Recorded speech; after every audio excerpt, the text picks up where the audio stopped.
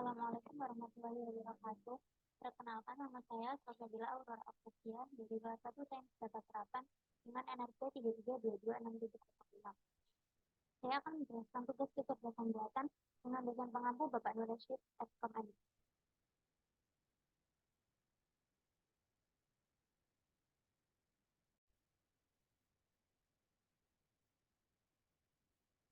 Tugas minggu kedua yaitu representasi pengetahuan. Di sini kita akan membuat sebuah program yang bertujuan agar komputer bisa memahami bagan seperti yang ada di layar.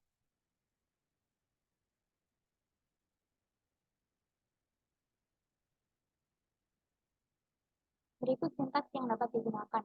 Pertama-tama kita mendefinisikan siapa saja anak buah yang ada. Anak buah Adi adalah Burhan, anak buah Burhan adalah Bahri, anak buah Burhan adalah Rin, anak buah Bahrun adalah Fari dan Nah. Kemudian mendefinisikan bawahan langsung menggunakan anak buah. Ini berarti bawahan langsung A adalah B jika anak buah A adalah B. Contohnya apabila anak buah Adi adalah Burhan, maka bawahan langsung Adi adalah Burhan.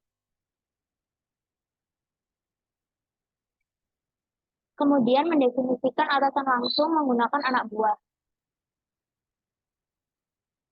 Atasan langsung A adalah B jika anak buah A jika anak buah B adalah A.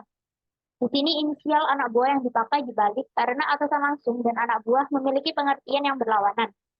Contohnya jika bawahan langsung Adi adalah Burhan, maka atasan langsung Burhan adalah Adi.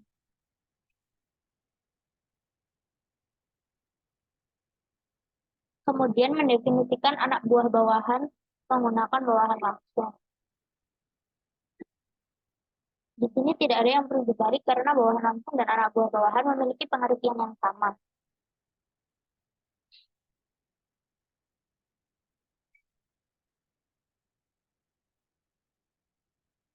Yang terakhir yaitu mendefinisikan anak buah bawahan menggunakan bawahan langsung dan anak buah.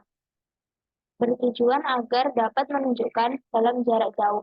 Contohnya, Fahri termasuk anak buah Adi.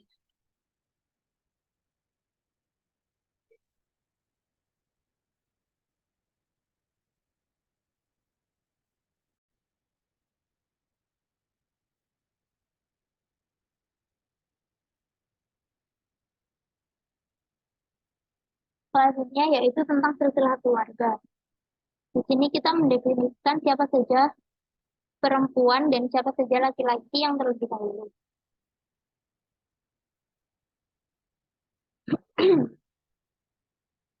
Kemudian mendefinisikan orang tua menggunakan anak dengan membalik variabel karena orang tua dan anak saling bertentangan. Mendefinisikan ayah menggunakan orang tua serta keterangan laki-laki. Ini bertujuan agar ketika kita mencari ayah dari A akan memunculkan nama laki-laki. Karena sebelumnya di definisi orang tua tidak menggunakan keterangan laki-laki dan perempuan karena digunakan keduanya. Sama seperti definisi ayah, definisi ibu juga diberi keterangan perempuan agar jika kita ingin tahu siapa ibu dari A, maka akan keluar nama perempuan.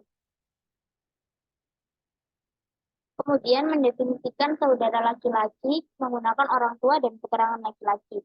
Untuk mengetahui siapa saudara laki-laki dari A, maka harus didapatkan orang tua yang sama dan menggunakan keterangan laki-laki agar nantinya akan muncul nama laki-laki. Untuk saudara perempuan sama, hanya mengganti keterangan gender menjadi perempuan.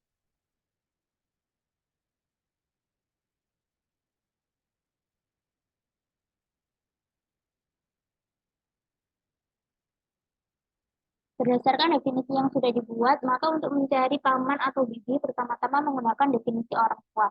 Siapakah orang tua dari paman yang ingin dicari? Kemudian dicari siapakah saudara laki dari orang tua tersebut atau siapakah saudara perempuan dari orang tua tersebut. Untuk paman diberi keterangan laki di akhir dan untuk bibi diberi keterangan perempuan di akhir. Kemudian untuk keduanya diberi keterangan tidak sama dengan untuk orang tua dan saudara laki-laki atau perempuan untuk menghindari output yang tidak diinginkan. Untuk definisi kakek dan nenek, dua kali menggunakan definisi orang tua dan dibesarkan menggunakan gender sesuai kebutuhan.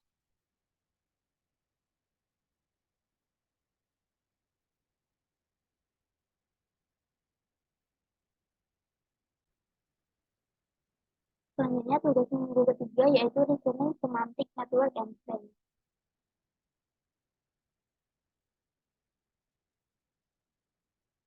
Berikut fakta yang didapat yaitu Markus adalah seorang laki-laki, Markus adalah seorang Pompeian, Markus lahir pada tahun ke-40, semua laki-laki adalah makhluk immortal, semua orang Pompeian meninggal ketika erupsi vulkano pada tahun 79 dan tidak ada makhluk immortal yang hidup lebih dari 150 tahun. Dan sekarang adalah tahun 2002.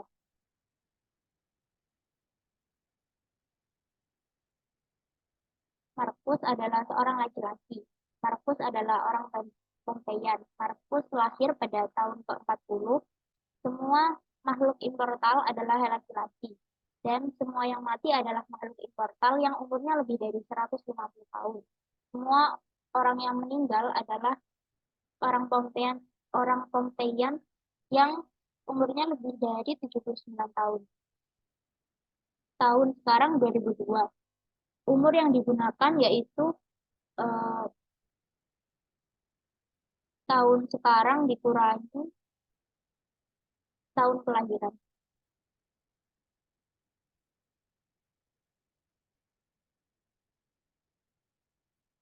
Dari beberapa deskripsi yang dibuat, dapat dibuat kesimpulan bahwa Markus sudah berumur lebih dari 150 tahun dan semua orang Pompeian tidak ada yang hidup setelah terjadi erupsi. Maka Markus sudah meninggal.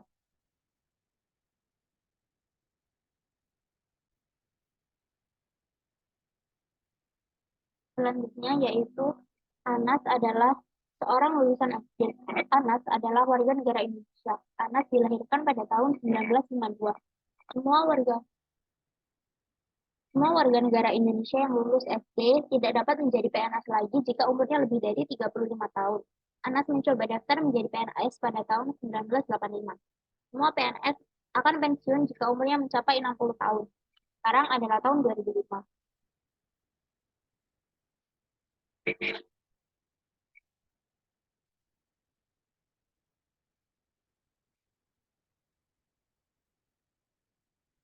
Dari kesimpulan di atas, Anas ternyata sudah mendaftar PNS dan masih belum pensiun.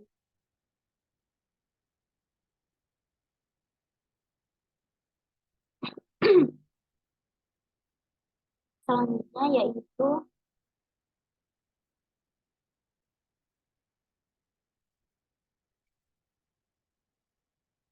Andi adalah seorang mahasiswa. Andi masuk jurusan elektro. Tiap mahasiswa elektro pasti mahasiswa teknik. Kalkulus adalah mata kuliah yang sulit. Tiap mahasiswa teknik pasti akan suka kalkulus atau akan membencinya. Tiap mahasiswa pasti akan suka terhadap suatu mata kuliah. Mahasiswa yang tidak pernah hadir pada kuliah mata kuliah sulit, maka mereka pasti tidak suka terhadap mata kuliah tersebut. Andi tidak pernah hadir kuliah mata kuliah kalkulus.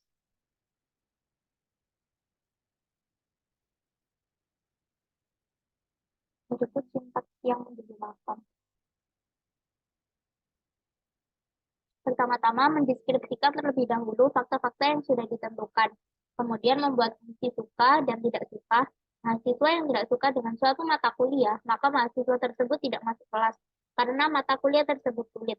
Sebaliknya, dengan mahasiswa yang suka suatu mata kuliah, maka diberi tanda garis miring dan plus yang dibaca tidak. Atau berarti kebalikannya.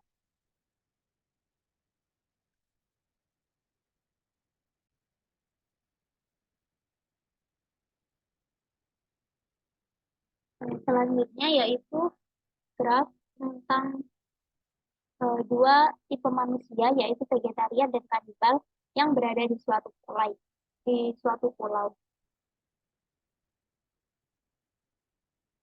Terdapat dua cara yang bisa dilakukan.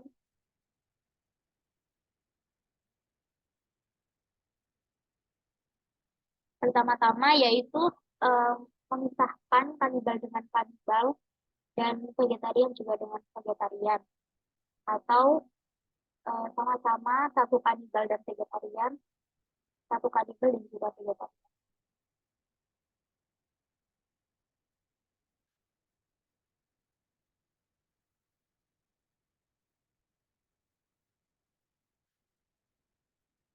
Selanjutnya yaitu metode searching.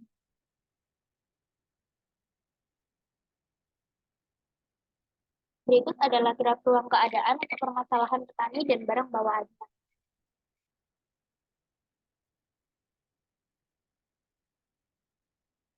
Berikut pohon pelacakan sesuai dengan graf keadaan petani dan barang bawaan.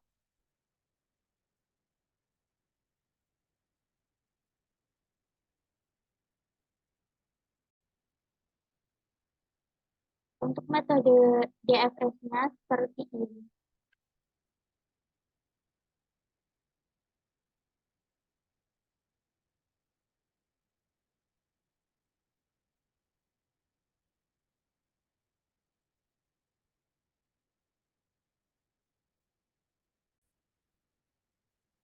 Karena menggunakan metode DFS, maka kita akan menguraikan definisi yang depan terlebih dahulu.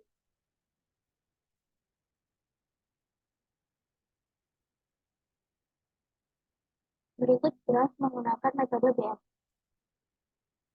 Metode BFS, kita akan menjabarkan yang belakang terlebih dahulu. Jadi yang belakang akan ditaruh di depan, kemudian yang depan akan ditaruh di belakang. Lalu kita akan menjabarkan yang ada di depan.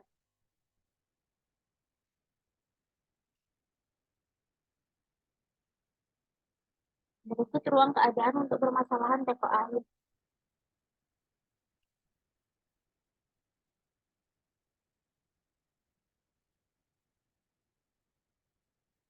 Ini menggunakan metode DFS,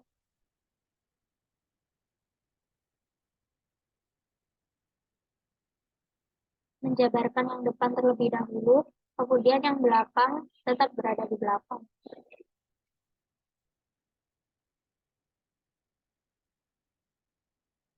Untuk metode BFS, yang belakang akan dipindahkan ke depan, dan yang depan akan dijabarkan di belakang setelahnya.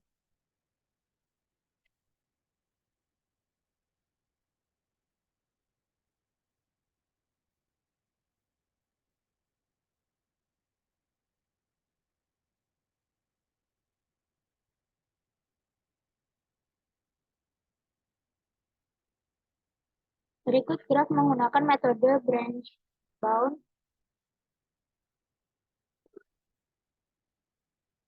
Metode ini akan menghilangkan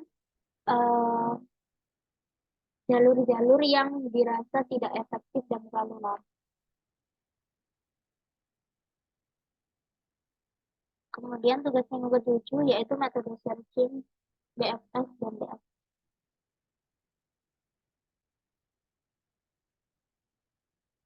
Ini adalah sintaks BFS dari petani. Untuk mencari Z dari jalur D akan menemukan alur seperti di atas, yaitu D, F, H, I, dan Z.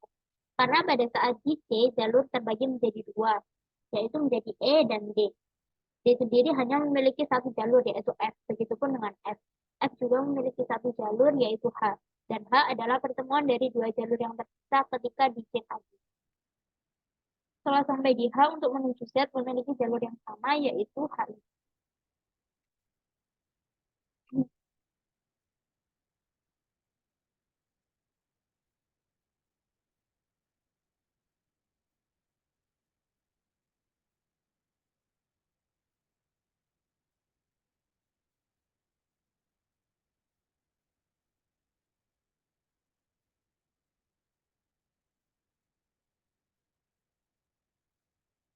Untuk metode DFS, untuk mencari Z dapat melalui dua jalur yang terpisah ketika sudah sampai di C. Karena C memiliki dua jalur, yaitu C, D, F, H, I, Z, dan C, E, G, H, I, Z. Jadi diinginkan mencari Z melalui H, yang berarti dari H untuk sampai ke Z hanya melewati I, yaitu H, I, Z. Karena H adalah titik pertemuan dari dua jalur yang terpisah, sehingga memiliki ujung yang sama yang dimulai dari.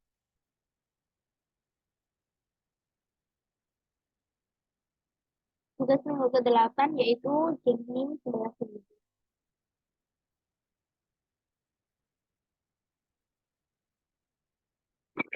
Jadi, batang awal berjumlah 11. Kemudian dipisahkan dengan jumlah batang yang tidak boleh sama. Maka akan menemukan kemungkinan 10, 1, 9, 2, 8, 3, 7, 4, dan 6, 5. Kemudian dari setiap kemungkinan tersebut dipisahkan lagi dengan aturan yang sama, yaitu tidak boleh ada jumlah batang yang sama. 10 1 dapat dipisahkan lagi menjadi 9 1 1, 8 2 1, 7 3 1, 6 4 1. 5 5 1 tidak termasuk karena memiliki jumlah batang yang sama. Dan itu seterusnya. Di awal menggunakan nilai min dan diakhiri dengan nilai max. Maka jika max skala akan bernilai 0 dan jika min skala akan bernilai 1.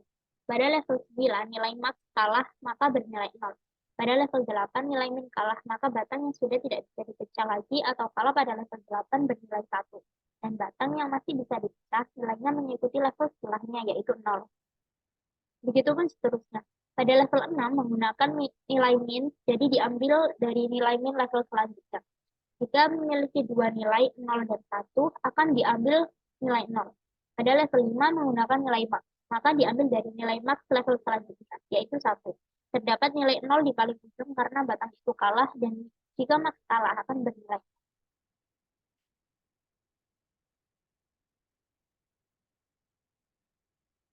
Berikut menggunakan alfabet puni. Alfabet puni ini digunakan untuk memangkas alur yang tidak digunakan. Untuk menentukan alur mana yang akan dipotong, penentuan dilakukan dari paling bawah. Nilai min dari level terakhir akan dinaikkan.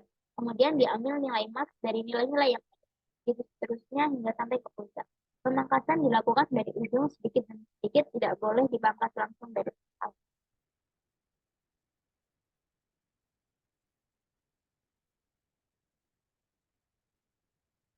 Mungkin itu saja yang bisa saya sampaikan. Kurang lebihnya mohon maaf. Wassalamualaikum warahmatullahi wabarakatuh.